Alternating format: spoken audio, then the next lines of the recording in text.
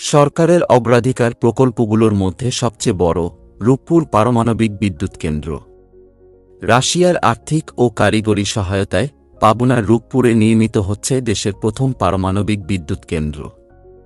প্রকল্পটি বাস্তবায়ন করছে বিজ্ঞান ও প্রযুক্তি মন্ত্রণালয়ের আওতাধীন পরমাণু শক্তি কমিশন। এ প্রকল্পের আওতায় 1200 মেগাওয়াটের দুটি ইউনিট নির্মাণ করছে রাশিয়ার রাষ্ট্রীয় পরমাণু সংস্থা রোসাটমের সহযোগী প্রতিষ্ঠান অ্যাটমস্ট্রা এক্সপোর্ট। এখন পর্যন্ত প্রকল্পের অগ্রগতি 70%, কিন্তু এখন বড় সমস্যা দেখা দিয়েছে এ প্রকল্পে। করোনা মহামারী ও রাশিয়া ইউক্রেন যুদ্ধের কারণে বিদ্যুৎ কেন্দ্রের কাজ ব্যাহত হয়েছে। সময়মতো শেষ হয়নি বিদ্যুৎ সঞ্চালন লাইনের কাজও। এমন পরিস্থিতিতে গত ফেব্রুয়ারিতে ঢাকায় অনুষ্ঠিত দুই দেশের যৌথ সমন্বয় কমিটির সভায় প্রকল্পের মেয়াদ 2 বছর বাড়ানোর সিদ্ধান্ত হয়। পাশাপাশি যুক্তরাষ্ট্রকে বাঁশ দিতে নেওয়া হয়েছে আরেকটি বড় সিদ্ধান্ত, আসলে রূপপুর প্রকল্পের খরচের জন্য বছরে বরাদ্দ করা মোট অর্থের 10% দিতে হয় বাংলাদেশ সরকারকে।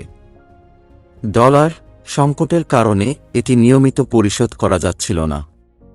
এতে $1,60,00,000 জরিমানা বা বিলম্ব ফি ধরা হয়, যদিও তা মওকুফ করে দিয়েছে রুশ ঠিকাদার।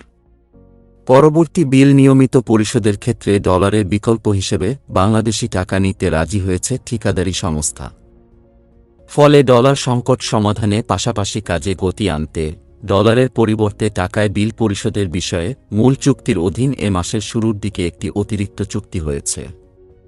এই চুক্তি রাশিয়া বাংলাদেশের মধ্যে একটি নতুন দিগন্ত উন্মোচন করেছে। টাকা জমা দিতে সোনালী ব্যাংকের গুলশান শাখায় একটি ব্যাংক হিসাব খোলা হয়েছে। তবে পাওনা অর্থের কত ভাগ বাংলাদেশি টাকায় পরিশোধ করা যাবে তা চুক্তিতে নির্ধারণ করা নেই। ঠিকাদার তার প্রয়োজন বুঝে নিয়মিত চাহিদা জানাবে। এর ফলে এখন থেকে রাশিয়ার সাথে লেনদেনে ডলারের উপর আর নির্ভর করতে হবে না। এটা বাংলাদেশ ও রাশিয়ার পক্ষ থেকে যুক্তরাষ্ট্রকে বড় বাস।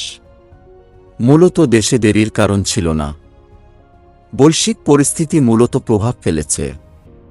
নির্দিষ্ট সময়ে কাজ শেষ করতে পারলে ভালো দৃষ্টান্ত হতো। এখন নতুন সময়সীমার মধ্যে কাজ শেষ করার চেষ্টায় জোর দিতে হবে।